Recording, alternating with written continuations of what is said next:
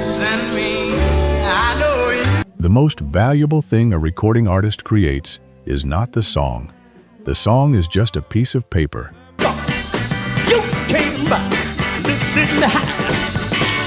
The most valuable thing is the master tape, the original recording, the source of every copy that will ever be pressed, the physical evidence that a specific moment of music actually happened. We're gonna do the finish. And across the history of soul and R&B, labels took those tapes. Banks seized them, distributors kept them, contracts transferred them, and the artists who had made them were left with the memories of what they had once held in their hands. The bad mother. Shut your mouth. I'm talking about Sharon. Then we can dig. Number 12, Sam Cooke, You Send Me, 1957.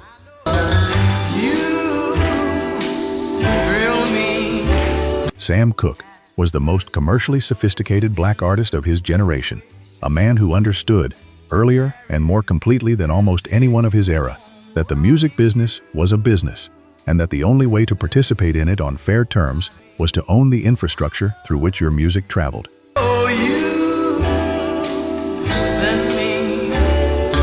He founded SAR Records in 1959, one of the earliest black-owned record labels in America.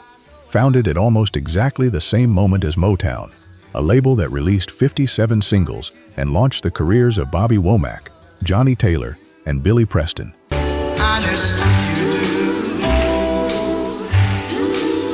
He negotiated with RCA not just for recording advances, but for publishing rights and creative control. He was, by 1964, the most financially literate black artist in American popular music. Now I find myself wanting. You Send Me, recorded in 1957 for Specialty Records and then picked up by Keane Records, was Cooke's commercial breakthrough, the record that reached #1 simultaneously on the pop and R&B charts and established him as the defining voice of the emerging soul era.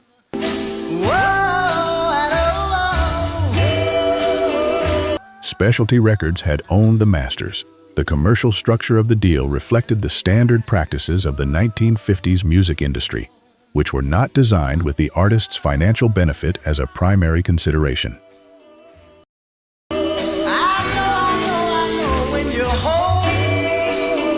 When Cooke was killed on December 11, 1964, at a Los Angeles motel, shot by the motel manager in circumstances that his family, friends, and biographers have always found deeply suspicious, his SAR Records catalog, his publishing holdings, and his RCA masters became the subject of an acquisition battle. Alan Klein, the British music business manager who later famously negotiated Rolling Stones and Beatles deals, acquired the rights to Cooke's catalog through ABKCO Music and Records. The specific terms and the full financial implications of that acquisition for Cooke's estate have been contested for decades.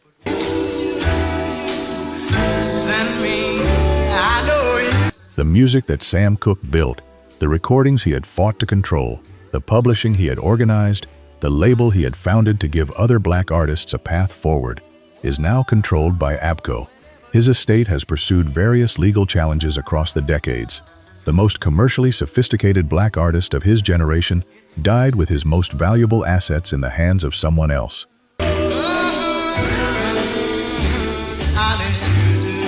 Number 11, Otis Redding, Sittin' On, The Dock of the Bay, 1968.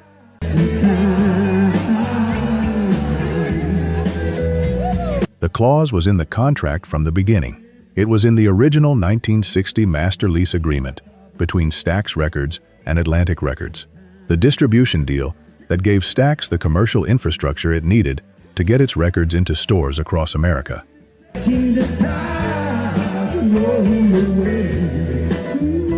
The clause gave Atlantic all right, title and interest, including any rights of reproduction in all Stax recordings released under the Atlantic distribution arrangement between 1960 and 1967.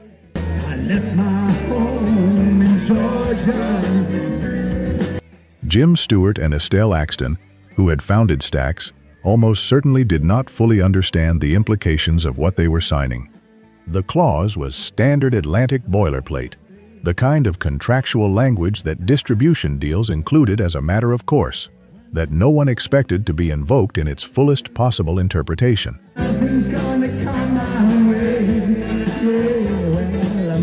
In 1967, Atlantic Records was acquired by Warner Brothers Warner, which had no prior relationship with Stax and no sentimental attachment to the music that had come out of Macklemore Avenue, invoked the clause. They declined to release the Stax masters that fell under the Atlantic distribution agreement. Stax Records lost its entire catalog of recordings from 1960 to 1967 in a single contractual determination.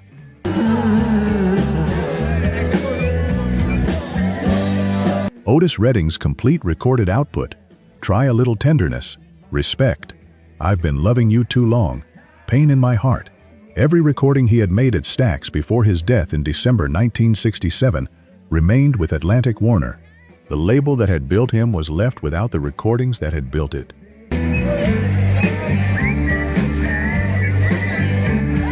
Sittin' On, The Dock of the Bay, was recorded 4 days before his plane crashed.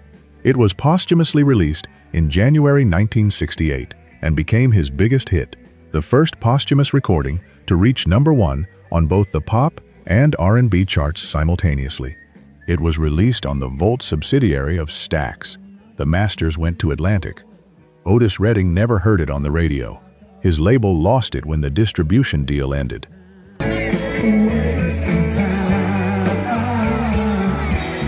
Number 10. Bill Withers, Lean on Me, 1972.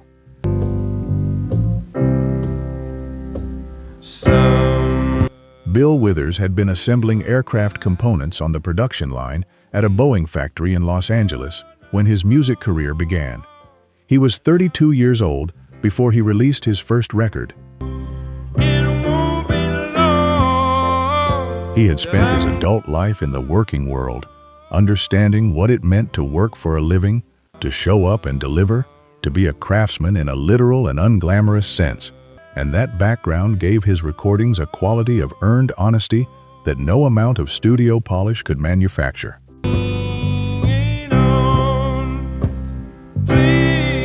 Lean on Me, recorded at Muscle Shoals Sound Studios and released in 1972 on Clarence Avant's Sussex Records, reached #1 on both the Hot 100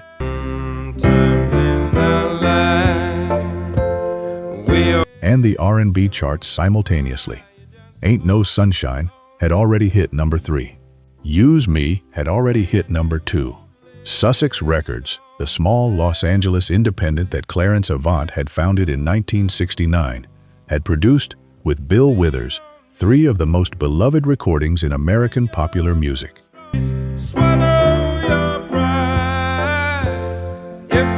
Then the Internal Revenue Service came for Sussex Records. In July 1975, the IRS padlocked the Sussex Records offices in Los Angeles for $62,000 in unpaid state and federal taxes. Federal agents physically locked the building. The offices were shuttered.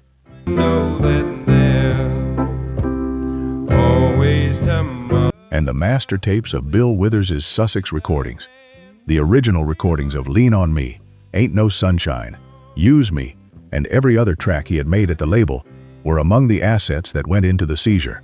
Seed index equals 4-1. Many of the Sussex master tapes were subsequently auctioned off by people with no particular interest in their cultural significance. No one can feel those of you. Cite the recordings that made Lean on Me one of the most performed and most licensed pieces of popular music in American history.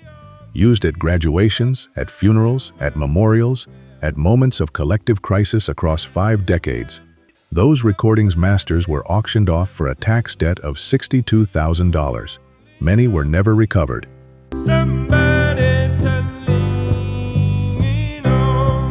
If you're locked into this one, most people scrolling past these songs have no idea what it took to make them.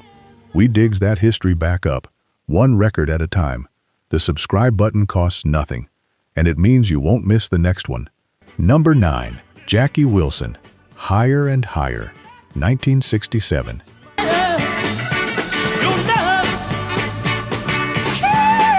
Jackie Wilson was arguably the most physically spectacular performer in the history of soul music.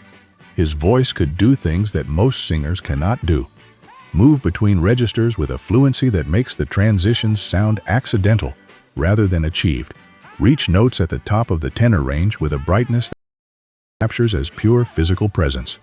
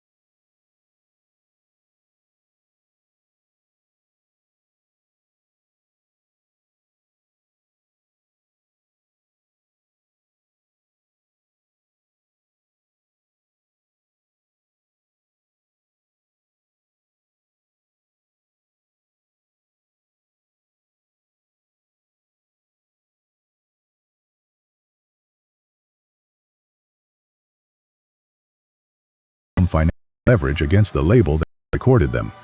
Please, Please, Please, recorded in 1956 when Brown was barely 23 years old and released with the famous Flames,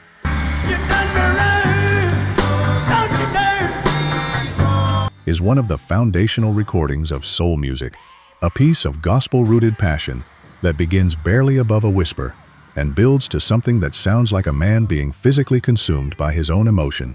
Sid Nathan reportedly hated it and released it only under pressure.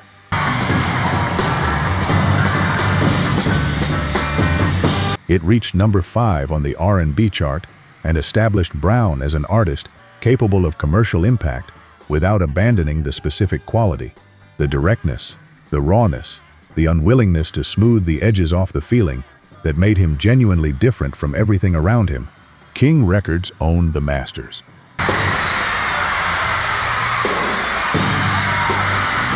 When James Brown recorded his legendary Live at the Apollo album in 1962, the concert recording that became one of the most important live albums in the history of American music, Nathan refused to fund the recording. Brown financed it himself.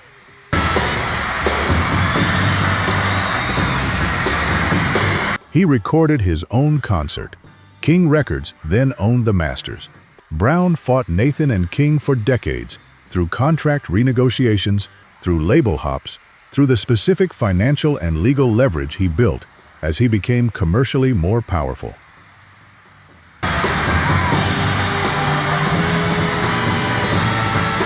He eventually recovered significant control of his recorded legacy, more than most artists of his era who had started in similar contractual positions.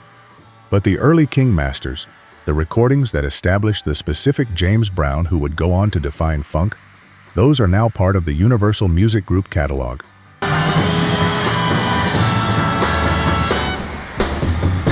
Number 7.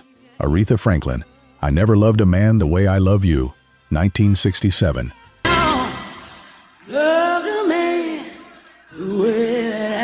The 6 years that Aretha Franklin spent at Columbia Records between 1960 and 1966 produced almost no music that Columbia knew what to do with. The label had signed her as a jazz vocalist, as a pop vocalist, as a blues vocalist, had spent 6 years trying to place her extraordinary voice inside commercial frameworks that couldn't contain it.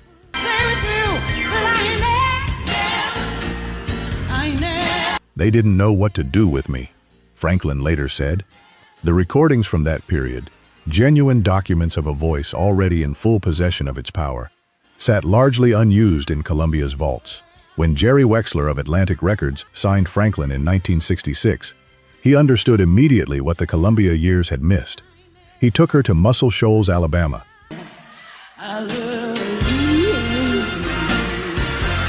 He sat her at the piano. He let her be the Baptist preacher's daughter from Detroit, whose father, the Reverend C.L. Franklin, had taught her to treat a song like a sermon. The recording of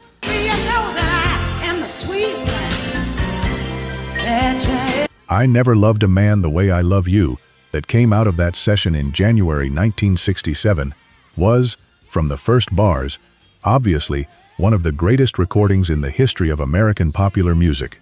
Columbia Records still owned the masters of everything Aretha Franklin had recorded between 1960 and 1966. I can't sleep at night. 6 years, dozens of recording sessions, a voice that John Hammond, the same man who had signed Bob Dylan and Billie Holiday, had called the most remarkable voice I ever heard in the letter he wrote to sign her. Columbia had failed to develop that voice commercially and had kept the recordings in a vault while the world didn't know what it was missing.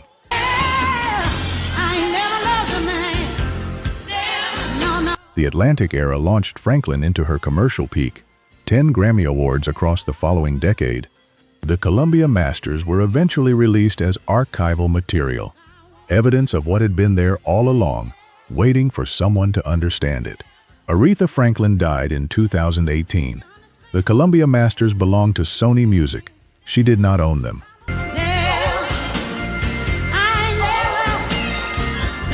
Number 6. Al Green, Let's Stay Together, 1971.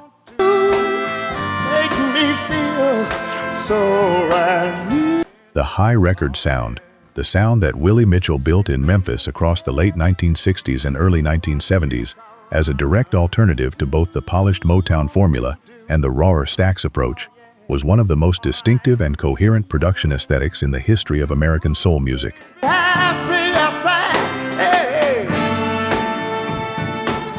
And it was built almost entirely around Al Green's voice.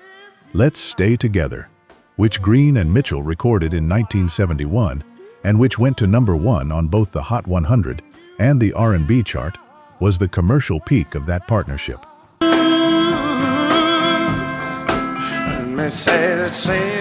It was followed by I'm Still in Love with You and Look What You Done for Me and You Ought to Be With Me, a consecutive run of top 10 singles that established Green as the most commercially successful soul artist of the early 1970s. High Records was independently owned, a small Memphis label without the corporate infrastructure of a major.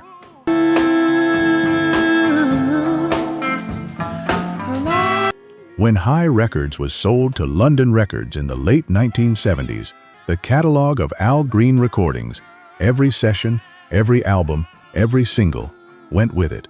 And turn around and make up. Yeah. Green had been converting to ministry through the mid-1970s and had not negotiated the kind of master retention deal that his commercial success had arguably put within reach. The masters of Let's Stay Together, Whether times are good or bad.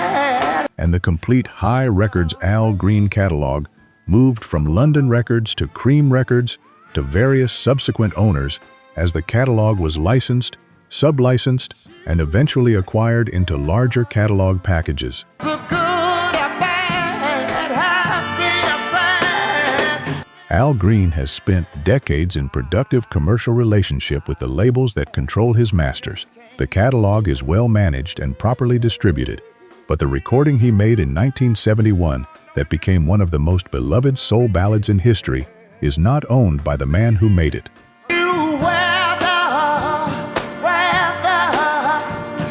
Number 5. Isaac Hayes, theme from Shaft, 1971. We have already told part of Isaac Hayes' story in the context of Stax Records' collapse, but the specific master tape dimension of that story deserves its own examination, because what was taken from Hayes in December 1975 was not just a label's catalog, it was the most commercially significant body of work he had ever produced.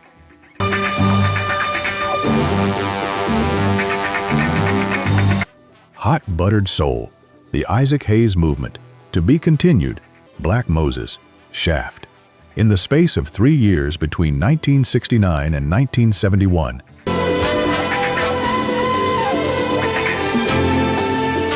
Isaac Hayes had produced a body of recordings that had rebuilt Stax Records from commercial ruin, generated a Grammy Award and an Academy Award, and established a new formal vocabulary for long-form orchestrated soul. The Shaft soundtrack alone had sold millions of copies and generated income that should have secured Hayes' financial future for decades.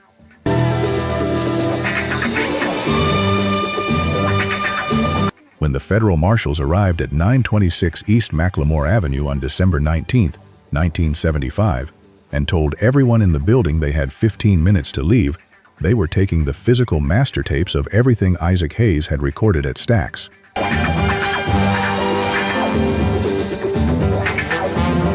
The Shaft Masters, the Hot Buttered Soul Masters. Every session from every album. $67 million worth of recorded music, according to estimates from the period, taken by a bank for a debt of $1,900.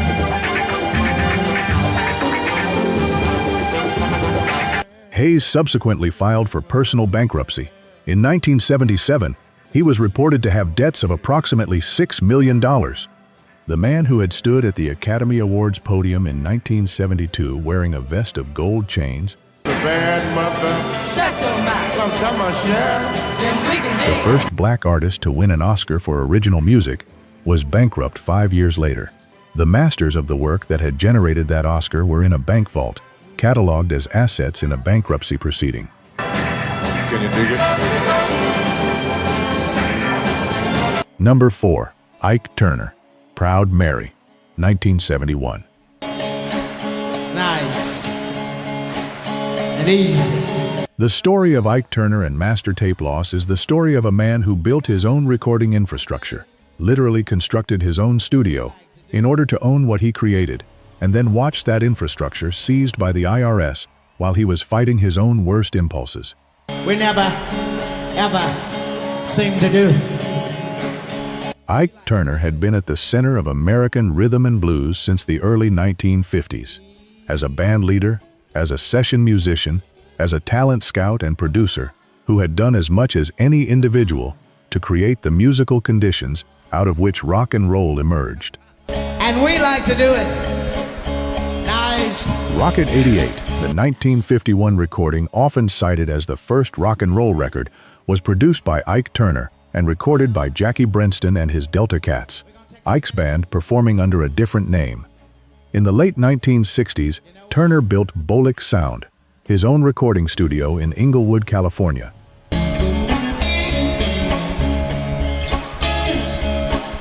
It was a genuine professional operation, a 48-track facility that he had constructed specifically to give himself and Tina complete control over their recording process, to own the infrastructure rather than renting someone else's room.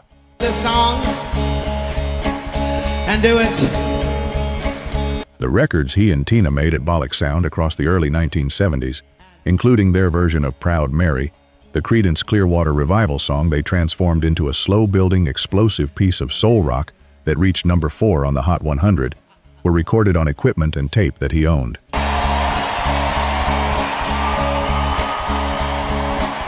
The IRS came for Bollock's sound. Turner's tax situation had become catastrophic.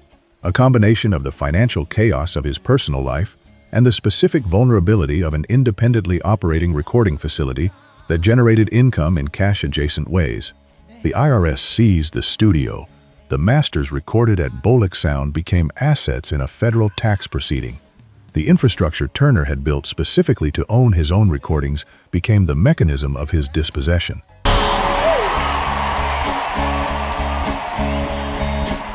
Number 3. The Impressions. People Get Ready, 1965.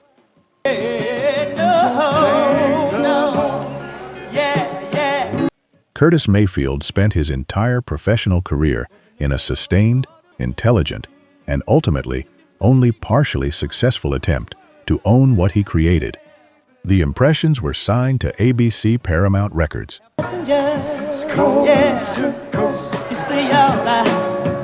A major label subsidiary that owned the masters of their commercial recordings from the mid-1960s, including People Get Ready, the recording that Rolling Stone has ranked as one of the 500 greatest songs in American musical history.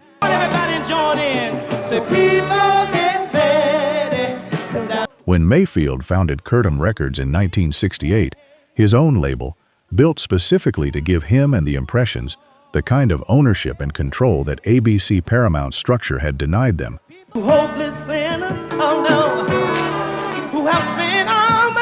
He took the group with him and began releasing records through a distribution arrangement with Buddha and later Warner that preserved more of the creative and commercial control he had been seeking.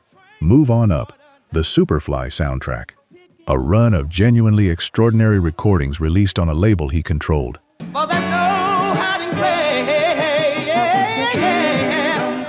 But the ABC-Paramount masters, the recordings of People Get Ready, Keep On Pushing, It's All Right, and the complete Impressions catalog from the label's commercial peak, remained with ABC-Paramount and subsequently with whatever corporate entity acquired ABC's music assets through the consolidation cycles that characterized the American music industry through the 1970s and 1980s.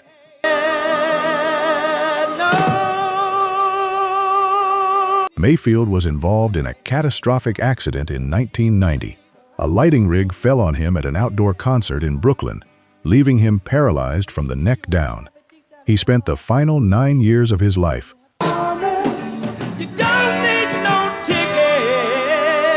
quadriplegic, continuing to record by lying on his back and singing the words with his diaphragm compressed to produce the pressure necessary to sustain notes.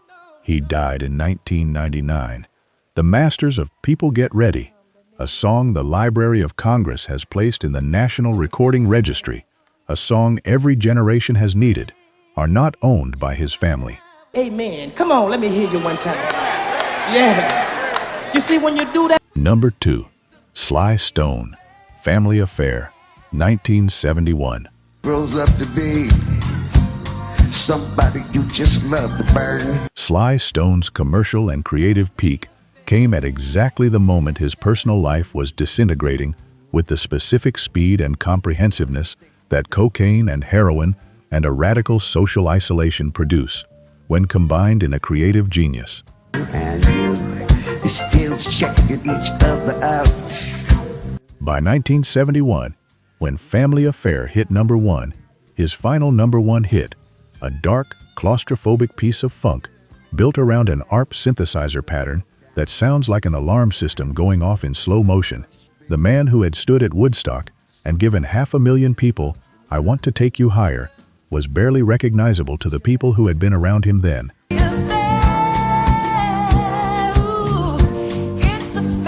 Family Affair is arguably the most completely honest thing Sly Stone ever recorded. A song about the specific experience of watching a family, a community, a collective project fall apart from the inside. The Family Stone was falling apart. The optimism of their earlier recordings was gone. What was left was this.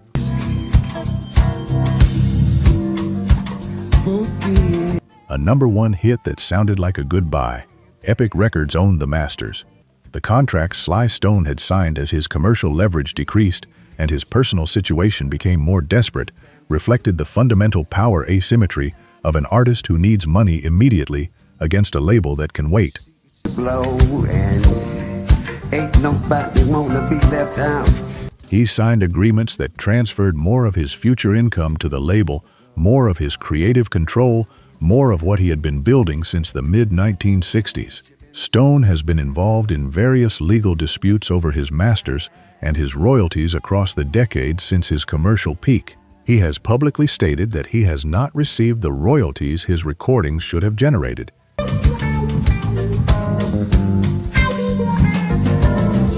He was reported to be living in a van in California in 2011. The man who had created some of the most commercially successful and artistically significant recordings in the history of American soul music, living in a van, the masters of those recordings generating income for someone else. Be somebody that just loves to learn. #1, the Stax catalog. Hold On, I'm Coming, Sam and Dave, 1966.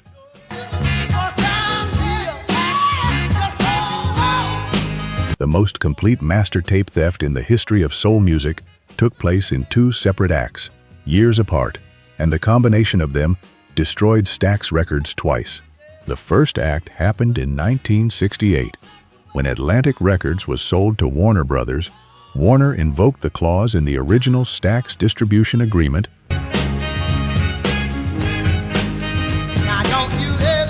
that gave Atlantic ownership of all Stax masters recorded between 1960 and 1967. In a single contractual determination, Stax lost every recording it had made in its first 8 years. Sam and Dave's entire Hayes Porter catalog, Otis Redding's complete Stax output, the original Booker T and the MG's recordings, Carla Thomas, Rufus Thomas, Eddie Floyd, everything, gone, to a corporation that had acquired it incidentally as part of a larger deal.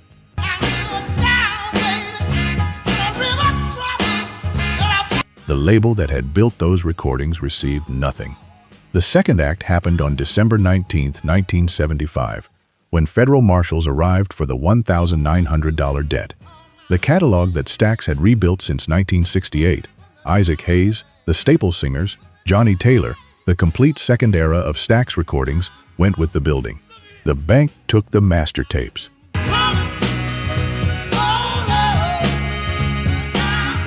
All of them. The physical recordings that represented $67 million worth of music were seized for a debt that was smaller than the cost of a used automobile. The building was sold for $1. The catalog was sold for $1.3 million in 1977. Fantasy Records acquired it.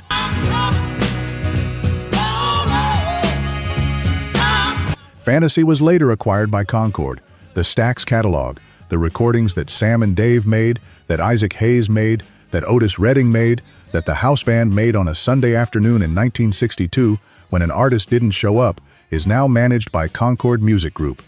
The artists who made those recordings are largely gone. The recordings will outlast everything. The people who seized them for $1,900 are also gone. What remains is the music.